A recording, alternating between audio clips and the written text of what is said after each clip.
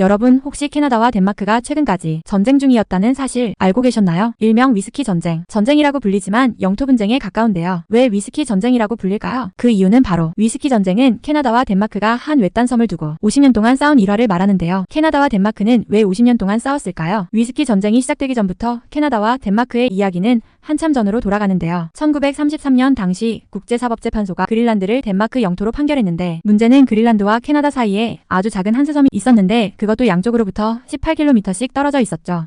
1933년 당시만 해도 정확한 국경 라인이 안 그려져 있어서 양국의 영토 주장을 확인할 수 없었어요. 그리고 제2차 세계대전 후 국제연맹이 해체돼 이 판결이 무효가 되자 유엔 해양법 협약을 따라야 했는데요. 국제법상 양국의 영해 범위 12해리에 모두 포함되는 한스섬. 이 경우에는 한스섬이 누구 땅일까요? 그런데 여기서 잠깐. 아무도 안 살고 자원도 없고 북극에 있어 얼음으로 덮인 이바이 섬을 왜 그렇게 캐나다와 덴마크는 자기 영토라고 주장한 걸까요? 그건 바로 환경에 관한 이유인데요. 지구온난화로 북극 빙하가 빠르게 녹으면서 한스섬이 위치한 네어스 해협은 북아메리카와 아시아, 유럽 등을 연결할 수 있는 주요 통로로 발전할 가능성을 보였는데 북서항로의 해상권 확보 가능성이 높아진 셈이죠. 섬 주변에 해협이 녹아내리고 선박 운송이 가능해지면서 심해 자원 개발 가능성도 부과되고 한스섬이 해상 운송업, 광업업, 유전 및 천연가스 개발 등의 가치를 보여줬죠. 덴마크는 한스섬이 그린란드에 포함돼 있으니 자국 영토라고 주장하고 캐나다는 19세기 때 미국과 영국의 북극 탐험대가 한스섬을 제일 먼저 발견했기에 자국 영토라고 맞섰어요. 그러던 1984년 어느 날 캐나다군이 한스섬의 소유권 주장을 위해 캐나다 국기를 한스섬에 꽂고 캐나다산 위스키를 함께 놔두고 왔는데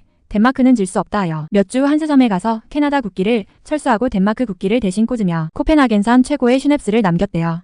그리고 마지막으로는 덴마크 영토에 오신 걸 환영합니다 라는 문구도 적어놨죠. 이걸 본 캐나다는 당연히 한스섬으로 돌아가 똑같이 덴마크 국기를 내리고 캐나다 국기를 다시 올리며 캐나다산 위스키 또한 같이 뒀죠. 거의 청기백기 수준 무엇 자국 국기를 꽂는 일을 몇십 년 동안 반복하니 국가 간의 유머러스한 싸움이 돼버려 캐나다와 덴마크의 한스섬 영토 분쟁을 위스키 전쟁이라고 부르게 되었어요. 청기백기 싸움과 위스키 선물 교환을 49년 가까이 한 이후 양국은 마침내 분쟁을 해결하기로 했는데요. 어떤 일이 있었길래 해결하자는 얘기가 나왔을까요? 물론 싸늘해질 수 있는 영토 분쟁을 가볍고 재밌게 다루며 각 나라만의 가장 우선순위가 높은 문제들을 처리하는 데에 시간을 보냈는데요. 2005년 어느 날 캐나다군이 통보 없이 한스섬에 가서 캐나다의 상징인 이눅슈크를 쌓았어요. 덴마크는 아직 가볍게 넘겼던 한스섬을 갑자기 캐나다가 자국 영토인 걸 확정하는 듯한 행위를 보여서 캐나다에게 항의 메시지를 보내곤 했죠. 당시 덴마크 총리인 안다스 포 라스무스는 덴마크나 캐나다 같은 나라들은 이런 경우에 평화적인 해결책을 찾을 수 있어야 합니다. 라며 한스섬에 대한 영토 분쟁 해결을 제시했어요. 그 이후로 2012년 캐나다와 덴마크는 한스섬을 분할하자는 제의를 나누고 2018년 양국이 합동으로 실무그룹을 만들어 분쟁 해소에 나섰죠. 6월 14일 2022년 예배 코포드 덴마크 외교장관과 멜라니 졸리 캐나다 외교장관은 캐나다 수도인 오타와에서 만나 한스섬을 어떻게 해결할지에 대해 결정하기로 만났는데 그건 바로 1.2평방킬로미터의 한스섬을 같은 크기로 나누기로 50년의 위스키 전쟁이 드디어 막을 내렸죠. 졸리 캐나다 외교장관은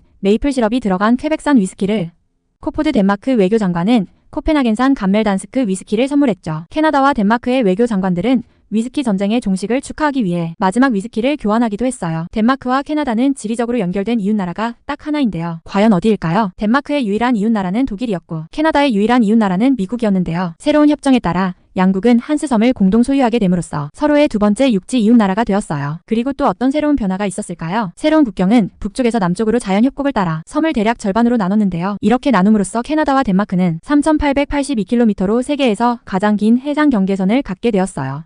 사실 한스섬 영토 분쟁 해결을 2022년도에 본 이유는 특별히 있었는데요. 그건 바로 북극 영유권을 공유하는 러시아가 우크라이나를 침공했기 때문이죠. 더군다나 서방과 대립했기 때문에 캐나다와 덴마크는 안보와 평화를 위해 한스섬을 분할하기로 했어요. 세계 안보가 위협당하는 상황에서 캐나다와 덴마크 같은 민주주의 국가들이 원주민들과 함께 손잡고 국제법에 따라 분쟁을 해소하는 일이 어느 때보다 중요합니다. 멜라니 졸리 캐나다 외교장관, 영토 분쟁을 실용적이고 평화적으로 해결함으로써 모두가 승자가 될 수 있다는 명백한 신호를 보냅니다. 전 세계의 전쟁과 불안이 만연한 상황에서 중요한 의미를 시사합니다. 예배 코포드 덴마크 외교장관, 러시아가 우크라이나의 침공에 혼란스러운 가운데 캐나다와 덴마크가 평화롭게 영토 분쟁을 해결한 것은 시사하는 바가 크다라고 외신 뉴스에서 말했죠. 세 줄 요약. 1.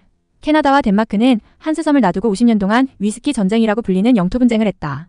2. 양국은 1.2평방킬로미터의 바위섬을 공동 소유하게 됨으로써 이웃나라가 되었다. 3. 전 세계의 전쟁과 불안이 만연한 상황에서 평화롭게 영토 분쟁을 해결한 것은 중요한 의미를 시사한다. 다음부터는 위스키를 보시면 바로 위스키 전쟁이 생각나시겠죠? 평화롭게 해결된 캐나다와 덴마크의 영토 분쟁 이야기 재밌게 봐주셔서 감사드립니다.